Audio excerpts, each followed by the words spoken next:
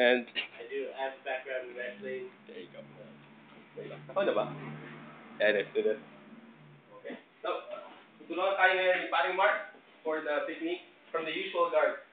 Just the thing that yung natutunan mo commonly when you start doing jiu-jitsu or judo or anything. It's the usual guard, not the rubber guard. So, gagawin niya ngayon, he's gonna take this arm, babalikin niya to. Well, not for real, kasi kawa naman ako, no? Kunwari lang.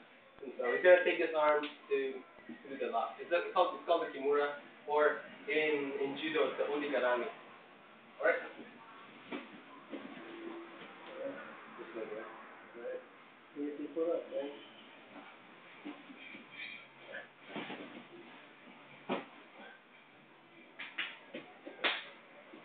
Yan. Nakita niyo po, yun ang kimura. Now, ano pong ginawa niya? Yung signal po, nagagawa kayo ng kimura kapag nag-post up yung kalaban niyo. So, if I'm right here, sinukontrol niya. So, ang usual na gawin, nagaganto sila, no?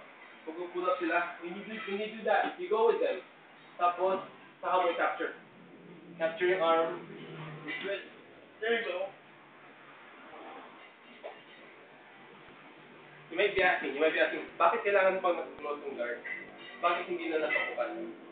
Pag nakabukas kasi parang wala kang control. Try doing the kimura without the guard. Alright. Now you're in ready. In. You're going in. Without close. You're gonna come right here. You're gonna come right here. Into the kimura on you. Dito ka pala makikita mo. Sila ang gagawa ng kimura. Yeah. Kaya kailangan po, nandun talaga yung close guard nyo. Kung hindi nyo siya mapokontrol. Kailangan yung control na yun. Do it again.